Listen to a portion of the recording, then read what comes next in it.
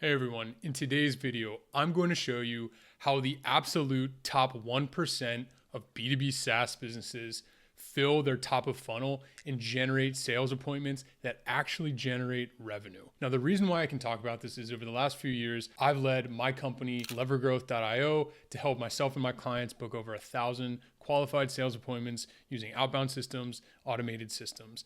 We've been running playbooks selling into businesses as small as 10 employees all the way up to 10,000 plus. And just a few days ago, we've been booking meetings with Inc. 5,000 companies. And so because we are able to get into the inbox with messaging that resonates, that actually converts leads into qualified prospects, I'm going to share with you the 3 core principles and pillars that I think are the most essential things to focus on when it comes to building any sort of go-to-market outbound motion. Now let's dig into it. Alrighty. So taking a look at my screen share here, I'm going to do a bit of a live interactive demo here. So let's think about the top 3 core pillars. So I'm going to explain them and then give a little context on what they are and why they work. So the first one, first and foremost, it's always going to be our deliverability. So what do I mean by that? Deliverability is the greatest constraint in any sort of outbound campaign. And the reason why that is because you need to be able to get actually into the inbox in order to generate any sort of interest, any sort of replies with your messaging, right? And so deliverability has been a challenge for many folks for the last few years, and it continues to get harder. Never fear though, because there are some core principles that you just need to follow in order to maintain high levels of deliverability and get into the inbox. The way that I like to explain deliverability is it's pretty simply a way to think about diversifying your outbound infrastructure, right? So if you think about having a stock portfolio or an investment portfolio, right? You don't want to put all of your eggs in a single basket or one investment, right? The same thing goes for cold email and cold outbound, right? You don't only want to have one inbox sending outbound messages, because if that happens to get burned, then you're going to lose all of your investment in the outbound, right? So instead, what we do is set up a handful of secondary sending domains, so we then have more distribution. And so if in the worst case scenario, one domain does in fact get burned, you still have the remaining 9 other domains, as an example. Right? So the first thing is what we want to make sure that we're setting up deliverability. What do I mean by that? That means just setting up your DNS settings, make sure that we have our inboxes set up on both Google and Microsoft, and making sure that we're using a warm-up tool. I like to use a tool called Smart Lead. And so you have that set up, you make sure that you have 2 weeks of warming, and you're going to be off to the races. This is really the first step in really any sort of cold email campaign. And this has gotten way more challenging over the years. I remember when I first started doing this in 2021, this specific system required only one inbox and 10 different domains, so 10 total inboxes. Now you would want to have a distribution. So if you're going on Google, you'll want to have 2 inboxes per domain, or sometimes 3, and you'll want to have a lot more inboxes. And the reason why you'll need more is because simply spam triggers have gotten substantially harder. And so what I mean by that is when you're sending into Google or Microsoft, they have a system settings that will block messages from coming into their universe or their client's universe. And this is to prevent unwanted spam. But because all the other things I'm going to share with you in a bit, we're not going to be spamming people. We have messaging that is first and foremost relevant to the right fit person at the right time. So that minimizes your spam complaints overall. But the fact of the matter is, you need to just make sure that you are sending messaging across your inboxes. And like I said, tools like Smart Lead allow you to do that pretty simply and pretty easily. Now, when it comes to deliverability, you want to make sure that you're sending low volume. So the example that I like to use is when you're first starting this. You could send 30, 40, 50 messages per inbox, and you'd be totally fine. You could send 50 or more. Ultimately though, that number has now reduced quite substantially. So I'd say we're typically around 15 emails per inbox for our Google. For our Microsoft, we have a little different setup. It's only 2, but we have quite a few Microsoft inboxes per domain. And so in total, you want to be able to figure out, all right, how many inboxes do I need to send a certain number of emails per day? And you can understand your conversions from there, right? So if you need to send 100 emails to get one conversion, you only need to set up infrastructure to get 100 emails sent out. So deliverability, it's getting more challenging because there are also more folks who are actually sending messaging. So not only are spam complaints going up because the spam controls are getting more challenging, but also because, like I said, more people are actually sending messaging. So you need to just continuously be very diligent about checking your inboxes, making sure they're still landing in the inbox. You can do that by just sending from your sending tool into your own personal inbox. And if it's getting there, then that's a pretty good sign. Most of the sending tools also have some kind of a warm-up score that will allow you to see, all right, where is the health of this? And another big core KPI that we'll look to is our overall reply rates. So if you have a below 1% reply rate, then you're going to be in trouble. And that means you probably have somewhat of a deliverability issue. So all else equal, covering your deliverability, it's going to be the focus of any cold campaign, and making sure that you have your diversified infrastructure set up is going to be the core focus. Now let's move on to the second core pillar. This is going to be our list. The list is ultimately our strategy. So what does a list mean? A list is any sort of contact grouping that you'll be doing your outreach to. So the reason why this is so important is because your messaging is going to be segmented against your list. So if you have an ideal customer profile, and an ideal customer profile can be simply defined as who is the best fit company, the best fit person at that company, who's going to get a lot of value from your solution, who's going to actually be able to afford your solution, and who's going to get the most benefit overall. So you can define this by looking at your existing client base, understanding exactly who in that client base is your highest and best fit, right? So if you have a client list of, call it 20 different companies, or let's even call it 5, right? So you have 5 companies, and perhaps 4 of them are okay clients, you're getting okay results, but 1 of them is getting outsized returns. They're doing substantially better, they're easier to deal with, they have more money, and they can pay more higher rates. That's a signal that is your product market fit. So you look at that company and you want to understand what exists about that company that makes them a good fit.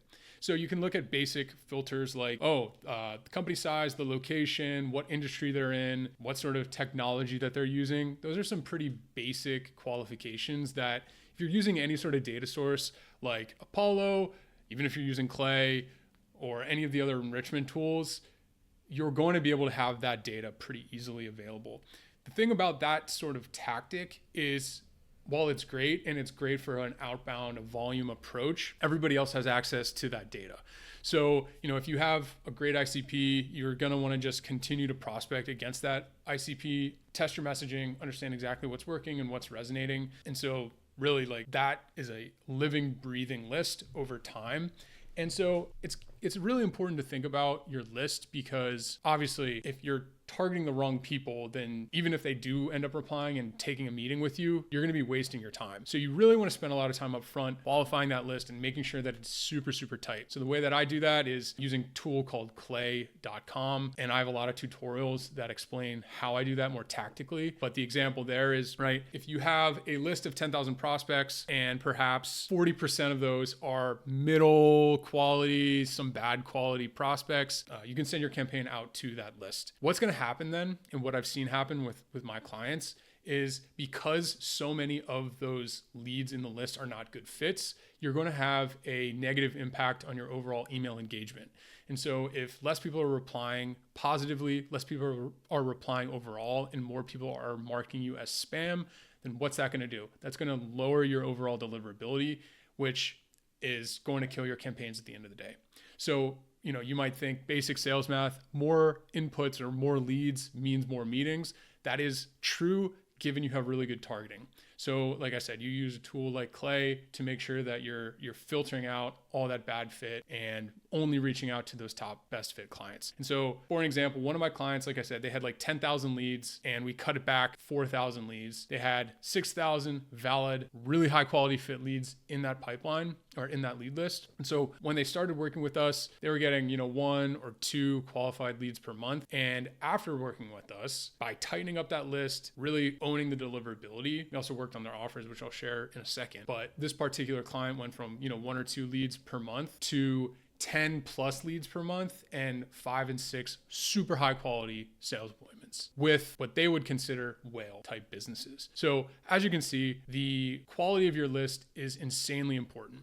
Now, to take this one step further, intent. Intent is something that is a buzzword that we're talking a lot about in 2025. Most people are saying, oh, we want to know the customers who are actively searching for our products, the customers who are actively in a buying cycle, the people who have the pain today. How do you find that out? There's signals that exist across the internet that you can search for and systematically and programmatically scrape to actually collect that data and make super targeted, super high quality intent-based lists. So an example that I like to use, super basic, but website traffic, right? So if you have a tool like Clearbit on your website, it will track what companies are actually landing on your page. Now, other tools like B2B will do person level identification with some level of accuracy. I can't speak to it, but that will do person level. Clearbit will do more company level. And so if you can find out what companies are coming to your website, you can assume they have some kind of awareness. Are they a great fit? Maybe, maybe not. That's the next step will be then to qualify that list. So you take that list of website visitors, you push it into a tool like Clay, you then use their AI enrichment to do some research. So whatever your specific situation is, so say, hey, I need this company to be doing sales-led motion, right? So usually that means they might have like a book a demo button on their website. So if they have something like that, you could say, hey, check to see if this company has book a demo on their site. If so, return true or qualified. And so as an example, that will then come back and say if it's true or if it's not, right? If they don't have a demo button on their site, then you wouldn't reach out to them. That's not something that's ever going to be on a tool like Apollo, but that's that data that, only as a expert in your company, as an expert on your own customer, will ever be able to really determine at scale, right? So conversely, right, perhaps you're doing product led, right? If they have get started today or, free trial as examples, those are keywords that you can be searching for on a website that would indicate that they could potentially be a good fit. You don't necessarily have to use website traffic to create those intent-based lists. You could ultimately just build a list of ICPs, go do that website keyword lookup, but I'm just giving you a couple examples. Some more examples are, basic triggers like funding announcements, new hire announcements. Perhaps they have announced a layoff, or perhaps they are going through an M&A. So like those are all different examples of company changing. And if the company is changing, then, they're going to have different priority sets. And usually change catalyzes more change. And so that would be a good time to reach out depending on what solution it is you're selling. The last example that I use for the list in terms of intent focus is using social media insights. So this is very popular today, but I think a lot of people do this wrong. And so what they'll say is, hey, I saw you you commented on this guy's LinkedIn post. Okay, cool. Like that's a little creepy, but also B, it's like kind of a tell at this point that you're using AI, and some people care, some people don't, but it really isn't that effective anymore because it's played out and because everyone's seen it. And it's like, I noticed you commented on X post about this long gibberish kind of summary. And while it may or may not be accurate, it doesn't add a whole lot of value usually. So instead what you can do is use those comments as intent, right? So, hey, this list of 100 people ended up commenting on this influencer's post. This influencer happens to serve a certain type of customer that aligns with yours. So what you can do from there is use a tool called Trigify, or they even have an enrichment inside of Clay, which you can do a whole search for that and basically go and find all those people. And then you would run a similar enrichment where you qualify is this a good fit? Is this the right type of company? Is this the right type of title? And then you would do your outreach thereafter. And the benefit of doing these types of strategies is, maybe somebody does reply immediately. That's obviously the goal. You want sales today, but you start to build these lists of intent-based contacts and companies, and you continue to massage them over time, and you continue to nurture them over time. Because, if you're selling anything that's, even medium high ticket, that's such a relative term. But if you're selling something with a sales cycle that's, more than just a couple days or a couple weeks, you're going to have to build some trust. You're going to have to build a relationship with the prospect. You're moving away from like a pure transactional sale into more of like a longer term relationship sale. And so obviously you want to be selling to the benefits, but you do also need to, get attention and get noticed and really make sure that you're trusted. And so just continuing to hit them up over time with value-based insights, that's a really great strategy if you're running some kind of account-based outreach. That's lists. I've been talking about that for a bit. And then let's talk about the last pillar. The last pillar is one of my favorites, but that's going to be your value prop. So what is a value prop? A value proposition is simply the value that your customer gets from using your solution. And so this can be, hey, we're making money, we're saving time, we're saving headcount, we are helping our customers or helping our team stick around longer, right? In terms of staying at the company and being more happy, right? Those are all positive value props. You can also flip it on its head and invert it, and it would be more of like a pain-based value prop, right? So perhaps the example is you aren't getting enough sales or you're not getting enough leads. Very simple. Those are the things that you want to be testing in your marketing messaging, right? So marketing messaging is specifically cold email focused, or even in your lead magnets, in your content, or in your ads. So when you're testing a value proposition, the way you want to think about it is you don't want to overcomplicate and you don't want to get your prospect to think about too many different things, right? If you list 5 different value propositions, they might feel one of them, but not 4 of them, so that they think, all right, that's actually not for me. A lot of people think, oh, we can do so many things for so many people. That means that we need to share all of that, all the wealth with them, right? While in theory, that sounds good, but ultimately it can confuse the lead and the prospect. And as the common marketing adage goes, the confused mind does nothing, right? Interesting. It's not going to act if it doesn't know what to do or it doesn't have a clear next step, right? So the way that you really simplify this is you just want to test a singular value proposition per message. Again, whether that's one cold email, whether that's one advertisement, whether that's one piece of content, right? The lesson remains true, right? So the example that I'll use for this one, I work with a customer. What their goal in selling to their end customer is helping them understand attribution. So if they're selling across multiple marketing channels, they have to understand where is the actual sale, where is the actual sale coming from? Where is the most benefit coming from in our funnel, right? And so the way that we've been working together is understanding, okay, who on the list are we targeting? So what is the persona and who are they, right? So where do they fit in the leadership stack in the company? What sort of goals are they trying to achieve? What does their day-to-day pain look like? What are they actually doing tactically? And then you want to align that with the pain points of your solution, right? So we're able to help you save time, remove sort of manual inputs and labor there, and ultimately just helping you better substantiate your value, whether that's your value to your boss, whether that's value to your shareholder or your board of directors, or whether it's, the rest of your team, right? So you would just test one of those value propositions across your campaign. And then when you look at the response rates, you see, okay, which of these has actually generated the most positive intent? So who has replied positively? What's getting the most positive impressions, or what's actually getting replied to and engaged with on social media? What's actually getting calls booked? Right? Those are the things that you want to look for to understand what is actually resonating with your target audience. And so because you can test one value prop per message, you're going to understand with way more clarity what's actually resonating in that market. If you have a few different ones, it's going to be way harder to determine what is actually moving that needle. Because ultimately the goal with any of this is, yes, you want meetings. Yes, you want revenue from those meetings, but you also want to understand what is actually generating those positive sentiments, what's actually getting people to take action, and understanding it systematically. So you want to look at a campaign and you want to look at it. You want to create a basic testing protocol. You want to say, all right, we'll test at a minimum 500 touches per value proposition.